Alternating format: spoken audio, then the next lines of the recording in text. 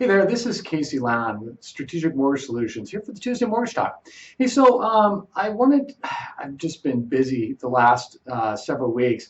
If you haven't had your head stuck under a rock, you probably heard that interest rates are remarkably low. In fact, they're lower than historic lows. Just last Thursday, I locked a loan for a client at 3%.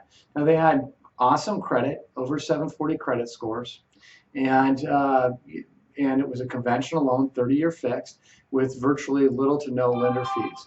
And I think that's pretty amazing. 740 credit score. They had a loan amount that they're applying for of just around $420,000. Rate and term refinance. I've never locked a loan that low in my life on a 30-year fixed loan, and I've been in the mortgage business for 19 plus years. To me, that was a wow moment. And then, I also woke up to Monday and saw the stock market having suddenly fallen 7%. And I knew that we were heading into some extreme volatility in our financial markets, and that was going to cause some volatility in our mortgage markets. And sure enough, it did. I came in Monday with rates around the same range as they were on Thursday and Friday, but then suddenly something turned in the market, and we saw interest rate increases throughout the mortgage industry around noon, and then again somewhere between 2 and 3 o'clock today. Followed up with Tuesday morning, higher interest rates, and sometime around noon, we started hearing and getting indications from all lenders across the nation that they were starting to raise their rates again. And then again here today, I'm seeing rates slightly higher than they had been before. So what does this mean? A lot of volatility is what it means. I'm recommending to a lot of my clients that can stomach a little volatility and a little bit of risk to perhaps consider registering and locking their refinances and their purchases, but registering without locking the loans. I feel like there's a great likelihood that we're going to see interest rates trend down a little bit. If you can imagine, all throughout the last week and a half, lenders that I was calling, checking in with, understanding what they're going through, their turn times, all of them are saying that they are extremely overloaded with loan application volumes. In fact, many of them were trending day by day by day for the last week and a half at volume amounts that were 400 to 500 times what their normal volumes are for applications up until that point. And so what happens is that they start jamming up with loans. Well, these lenders who are also having to lock these loans are paying for hedges for these loans. And when you're hedging a few loans here and there, no big deal. You start hedging, 300%, 400%, 500% of your normal movements, you start running the risk of having to put a lot of money out there in the market. Imagine, hedging, having hedges out there for a given month of $1 billion in loan volume or $200 million in loan volume. It can be extremely a lot of money out there. And when we have this kind of volatility, some lenders will actually recede from the marketplace and actually drive their offered rates and fees up for loans to be non-competitive and withdraw from the market to slow down the amount of volume they're doing. It's an alternative way to hedge against the risk of this volatility. You see, in these kind of markets, when you have such volatility, a lender might extend themselves out millions of dollars in loan lock hedges, and only upon the funding of the loan do they get their hedge money back, plus a certain amount of profit to offset their costs and make a profit on the loan. However, when we have sudden volatility that drives interest rates down, guess what?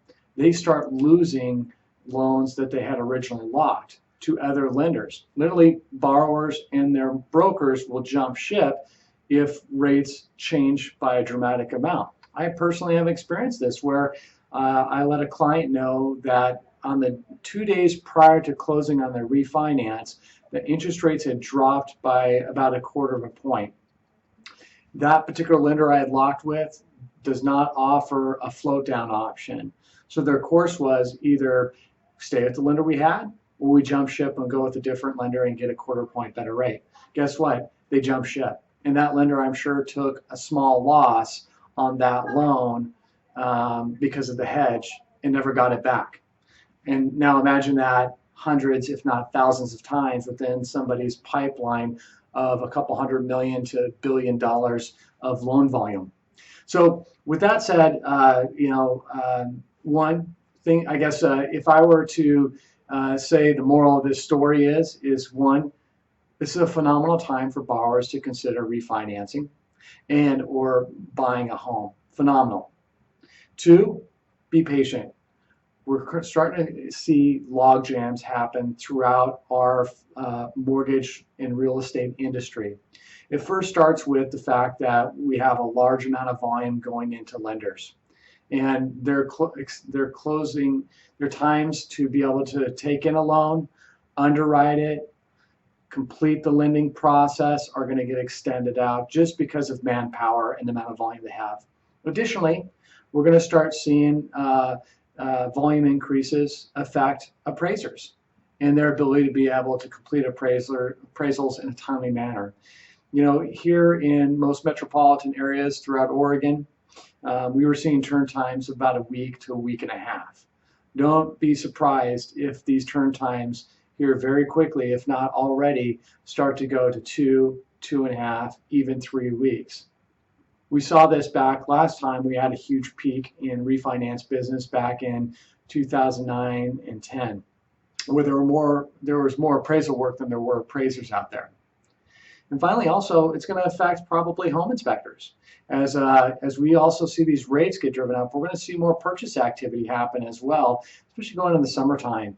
And so don't be surprised if it takes a little longer to get a home inspection. Finally, so if you are somebody that's in the process of looking at refinancing, expect to have a closing to take 60 days. Consider the idea of not locking your loan initially, knowing that interest rates are going to remain low and have a good chance of dropping down lower as the volatility settles down a little bit. Maybe lock strategically when there's an opportunity to get a slightly better rate. Maybe rates drop in a couple days down a quarter of a point, somewhere between the day they originate the loan and somewhere before day 50 of that loan refinance. On a purchase, if you have the ability to float, maybe consider it, but also expect extended turn times and to negotiate and put in your contract accordingly 45-day close dates at a minimum, but know that it could turn into an additional week or two, just depending on how bad the log jam is. It's not just going to affect the appraisers and inspectors, it's also going to affect the title companies and the title and escrow companies who are going to have to do research on preliminary title reports and do their sort of due diligences and process to help facilitate the refinance transactions as well as these purchases. And as they get backed up, their turn times are going to slow down, and that, of course, is going to slow down the process of these refinances and purchases. So with that said, wonderful time an awesome time right now to be able to look at refinancing. Awesome time to buy a house. It's spring, sunny out, and if you have any questions, feel free to reach out to me, KCS Strategic Mortgage Solutions.